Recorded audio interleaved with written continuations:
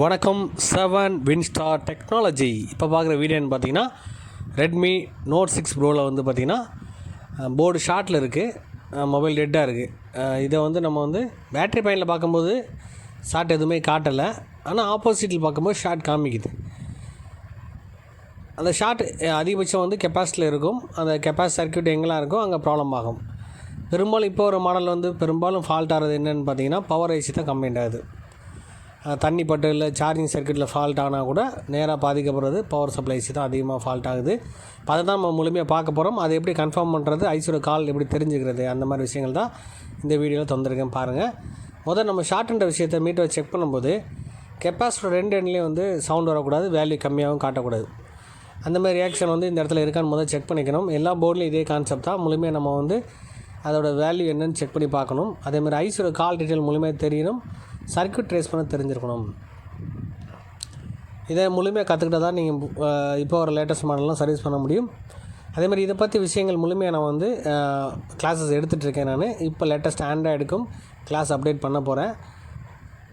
இப்போ பாருங்கள், போர்டில் செக் பண்ணும்போது கிரவுண்டில் செக் பண்ணி பார்க்கும்போது கெப்பாசிட்டர் ரெண்டு எண்ட்லேயும் பாருங்கள், கெப்பாசிட்டர் ரெண்டு எண்ட்லேயும் வேல்யூ கம்மியாகவும் சவுண்டோட காமிக்குது. இது ரெண்டு எண்ட்லேயும் வேல்யூ கம்மியாக காட்டுது. நீங்கள் பார்த்தாலே தெரியும், மீட்டரை பாருங்கள், ரெண்டு எண்ட்லேயுமே வேல்யூ கம்மியாக காட்டுது. அப்போ இந்த போர்டு வந்து ஷார்ட்டில் இருக்குது தெரிஞ்சுக்கலாம். இந்த மாதிரி வந்து பவர் சப்ளை ஏரியாவில் அதிகமான ஷார்ட் இந்த மாதிரி இருக்குது. முதல் அதை ஃபாலோ பண்ணிட்டு அந்த கெப்பாசிட்டரோ இல்லை அது சம்மந்தப்பட்ட டையோட அதை ஃபால்ட் இருக்குன்னு செக் பண்ணணும். அதுக்கப்புறம் மெயின் ஐசியாக கூட இருக்கும். அப்போ தெரிஞ்சுக்கணும் அந்த எந்தெந்த இடத்துல வேல்யூ கம்மியாக இருக்குன்னு ட்ரேஸ் பண்ணி வச்சுக்கணும்.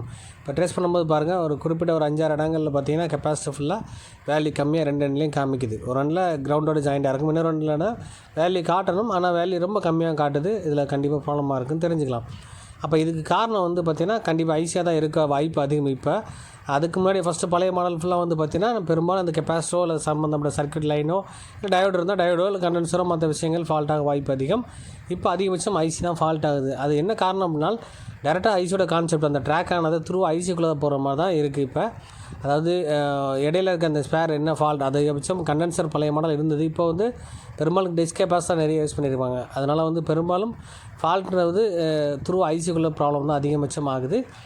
இப்போ இதில் வந்து ஐசிக்குள்ளே தான் போகுதா அப்படின்னு கன்ஃபார்ம் பண்ணணும். ஐசியோட கால் டீட்டெயில் முழுமையாக தெரிஞ்சுக்கணும். ஜஸ்ட் உங்களுக்கு காமிக்கிறேன் எப்படி பார்க்கணும்னு சொல்லி. இப்போ ஐசி எந்த டேரக்ஷன் இருக்குன்னு பார்த்துக்கணும். அது என்ன ஐசின்னு தெரிஞ்சுக்கணும். அதுக்கு முழுமையாக சர்க்யூட் ஃபாலோ பண்ணணும். அதோட ஐசி கால் டீட்டெயிலும் முழுமையாக தெரிஞ்சுக்கணும்னு சொல்ல வரேன்.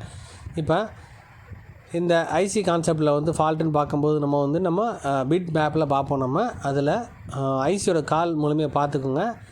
இந்த பின்னில் வந்து ஒவ்வொரு கனெக்ஷன் கெப்பாசிட்டர் லைன் ஃபுல்லாக வந்து ஜாயிண்ட் ஆகிருக்கும் ஐசியோட காலில்.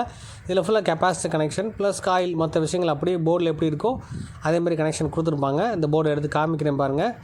இதில் மொத்தம் அந்த காயில் பாருங்கள், கிட்டத்தட்ட 3 காயில் அடுத்து மேலே கெப்பாசிட்டியில் இருக்குது. நம்ம ஏற்கனவே பார்த்தது கெப்பாசிட்டி ஃபுல்லாக வந்து ஷார்ட் இருக்குது இந்த இடத்துல. அப்போ இந்த இடத்த டச் பண்ணி அந்த ட்ராக்கை கண்டுபிடிக்க போகிறோம் நம்ம. இப்போ பாருங்கள், வந்து அந்த போர்டை டேரெக்டாக அதே இதில் வச்சுட்டு கான்செப்ட் இந்த கெப்பாசிட்டி 4 கெப்பாசிட்டி பார்த்தோம். அதுக்கு அது எப்படி கன்ஃபார்ம் பண்ணணும், ஐசிக்கு மேலே பார்த்தீங்கன்னா காயில் இருக்குது பார்த்தீங்களா, பிளாக் கலர் இருக்குது பார்த்தீங்களா, கிட்டத்தட்ட ஒரு 3-4 காயில் இருக்குது. அதில் அதை ஃபஸ்ட்டு கன்ஃபார்ம் பண்ணிக்கிறோம். இந்த 3-4 காயில் இருக்குது பார்த்தீங்களா இருக்குது. இதை வச்சு நம்ம வந்து கன்ஃபார்ம் அந்த ட்ராக் எந்த இடம்னு சொல்லி கண்டுபிடிச்சிட்டோம். இதுக்கு மேலே இது சைடில் தான் அந்த கெப்பாசிட்டி ஃபுல்லாக ஷார்ட் காமிச்சு. ஒரு 4 கெப்பாசிட்டி இருக்குது. அந்த 4 கெப்பாசிட்டி அதுக்கு மேலேயும் கெப்பாசிட்டி இருக்குது. அந்த கெப்பாசிட்டிலையும் வேல்யூ கம்மியாக காட்டுச்சு. அந்த இடத்த கன்ஃபார்ம் பண்ணிக்கிறோம். இப்போ அதை வந்து நம்ம வந்து கிளிக் பண்ணி அதோட ட்ராக் கண்டினியூட்டி இப்போ மீட்டர் வச்சு தேடி பார்த்தாலும் சரி, இந்த மாதிரி விட்மே வச்சு பார்த்தாலும் சரி ஈஸியாக தெரிஞ்சுக்கலாம். இப்போ இதில் கிளிக் பண்ணும்போது அதோட கனெக்ஷன் எங்கே இருக்குதுன்னு சொல்லி தெரிஞ்சுக்கலாம். இப்போ அதை கிளிக் பண்ணும்போது அதோட பாயிண்ட் கனெக்ஷன் எங்கெல்லாம் இருக்கோ அந்த இடம்லாம் ஒரே கண்டினியூட்டி தெரிஞ்சுக்கலாம்.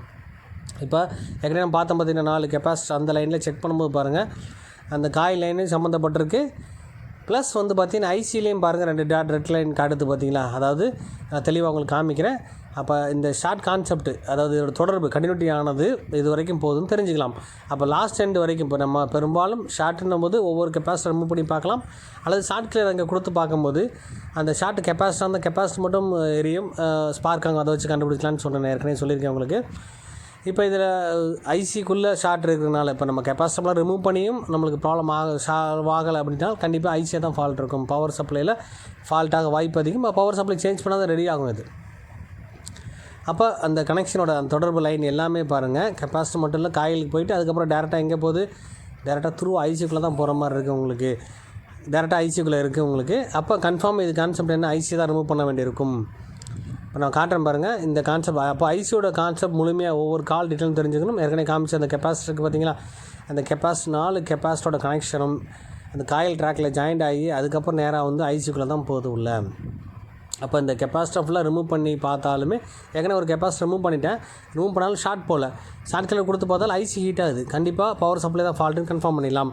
அப்போ நம்ம ஈஸியாக அந்த ட்ராக்கை நம்ம ஈஸியாக ட்ரேஸ் பண்ணி கன்ஃபார்ம் பண்ண முடியும். ஐசி ஒரு கால் தெரியும் போது உங்களுக்கு இந்த ஃபால்ட்டை சரி பண்ண முடியும். உறுதியாக வந்து ஷார்ட் இதுக்குள்ளே தான் இருக்குது ஐசி. அப்போ ஐசியோட நேம் தெரியணும், நம்பர் தெரியணும், ப்ளஸ் வந்து ஐசியை எப்படி ரிமூவ் பண்ணணும் கான்செப்ட் தெரியணும், ஃபிட் பண்ண தெரியணும் உங்களுக்கு. இந்த மாதிரி விஷயங்கள் வந்து நம்ம அடுத்தடுத்த அப்டேட் கான்செப்ட் கொடுக்க போகிறேன். இந்த வீடியோ பிடிச்சிருந்தா லைக் பண்ணுங்கள், ஷேர் பண்ணுங்கள், கமெண்ட் பண்ணுங்கள், சப்ஸ்கிரைப் பண்ணுங்கள், பெல் பட்டனை மறக்காமல் கிளிக் பண்ணுங்கள். Thank you friends.